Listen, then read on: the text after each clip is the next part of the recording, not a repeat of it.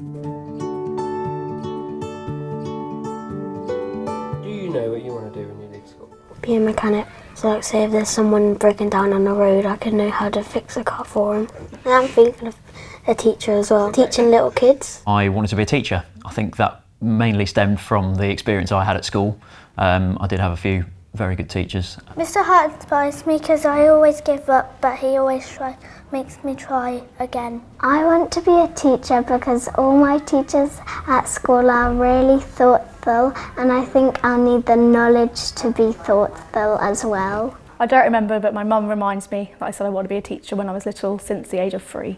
I don't really remember what I wanted to do. However, it's sort of mid-teens, I kind of realised that I wanted to work as a teacher. The reason I wanted to be a teacher was to help children sort of develop and learn and make it sort of a fun experience for them so that they enjoyed being there.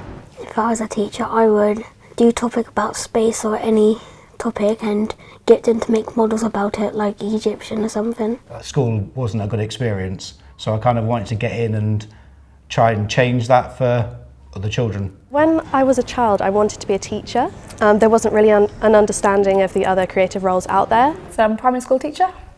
Took me longer than everyone else to get there. Went to uni, didn't get onto the teacher course, so I came to be a TA, and then the school I'm in now paid for my training, so I'm finally a teacher, 4 years on. So my current job role is marketing assistant at Tiger Eye. I say assistant, it's just me. I get to do creative things each and every day, and each and every day is slightly different.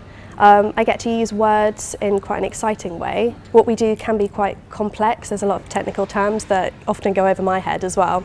So it's really kind of making it more accessible for other people as well. Because I do assemblies all the time now, but I still get nervous before I do them, thinking if something's going to go wrong, and especially when I have parents in. But then there's a character that kind of takes over, so theatre kind of helps with that. So I have my personal me, but then I have the teacher me that kind of comes in and does the thing he needs to do. Taking on a role is kind of what we do. I was unemployed for a while, and I signed up for a traineeship here at the County Council. So I did 8 weeks here unpaid, and from that point I was then offered a job and have since worked my way up. I'm in charge of a programme of 60 projects, anywhere from country parks to roundabouts and roads. So my current job role is a team manager. If anyone was thinking to join retail, it's definitely having resilience, so you'll be told no more often than you are told yes, and it's about having that willpower of coming back and being strong and just being really determined what you want to do. So the most rewarding thing about my job is the fact that you are helping people. The most rewarding part of my job is seeing the children every day. You can have a bad day and you can come in and they can completely change how you feel about your mood. Bide your time. There'll be a point when you kind of get to that point where everything's okay, so take all the blows and then just rise again, really. Maybe just kind of actually speak to people and see what it's like in those roles, because often you have this idea of what you want to do and it's almost like a picture book. You don't actually know the reality of it. I think actually engaging in conversations with people in those positions can be really insightful. Sometimes what you think a job is compared to what it is very different. Teaching definitely is one of those.